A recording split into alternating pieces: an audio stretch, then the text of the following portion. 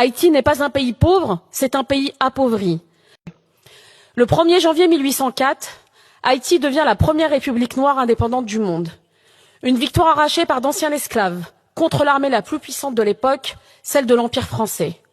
Une insurrection victorieuse, anti-esclavagiste, anticoloniale, qui a été une leçon de liberté pour nombre de peuples. La France quittera ainsi Haïti, mais y reviendra en 1825, lorsque Charles X imposera sous menace militaire une rançon de 150 millions de francs or pour indemniser les anciens colons. Pour compenser, dit-on, la perte de ce que la France n'aurait jamais dû posséder, des êtres humains. Ce que la France a fait ce jour-là, c'est une extorsion, c'est une punition, c'est une leçon de soumission infligée à tout peuple colonisé qui osa, 20 ans plus tôt, prendre sa liberté sans permission. C'est la France orgueilleuse, enivrée de désir de domination, qui ne supportait pas l'idée qu'on lui tienne tête. Pourtant, Haïti a payé, et elle a payé jusqu'au dernier centime.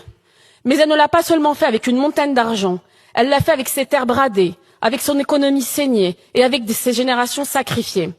Cette dette n'était pas un contrat, c'était une camisole.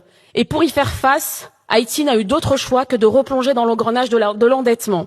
Auprès des banques françaises d'abord, britanniques ensuite puis américaines, livrant jusqu'à ses recettes douanières à des créanciers étrangers. L'indépendance arrachée par le sang a été rachetée au prix fort, non pas pour la liberté, mais pour rester debout. C'est cela la double dette. Une première dette imposée par les chaînes de l'esclavage, une seconde scellée par les chaînes de la finance. Haïti a brisé les fers du maître, mais la France lui a mis les chaînes de la dette et elle en paie encore le prix. Cette dette n'est pas un chapitre clos, c'est la matrice d'un désastre. Reconnaître cela, ce n'est pas s'accabler, c'est réparer, c'est refuser que notre République continue de prospérer sur des dettes impayées d'injustice. Ce que cette résolution propose, ce n'est pas un chèque, c'est une démarche, une commission indépendante, une reconnaissance officielle, une coopération mémorielle. Elle ne demande pas une charité, elle exige ce qui a été dénié si longtemps aux Haïtiens, la justice.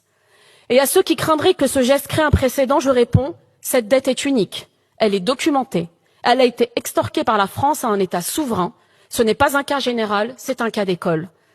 À ceux qui disent il ne faut pas rouvrir les plaies, je dis, les plaies sont encore béantes. L'injustice continue tant qu'elle n'est pas reconnue. Haïti n'est pas un pays pauvre, c'est un pays appauvri.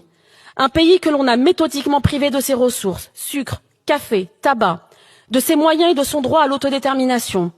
Appauvri par des siècles de pillage colonial, où les richesses ont alimenté l'économie française au prix du sang et de la sueur des esclaves. Appauvri ensuite par une dette imposée sous la menace des canons, puis par les intérêts d'un système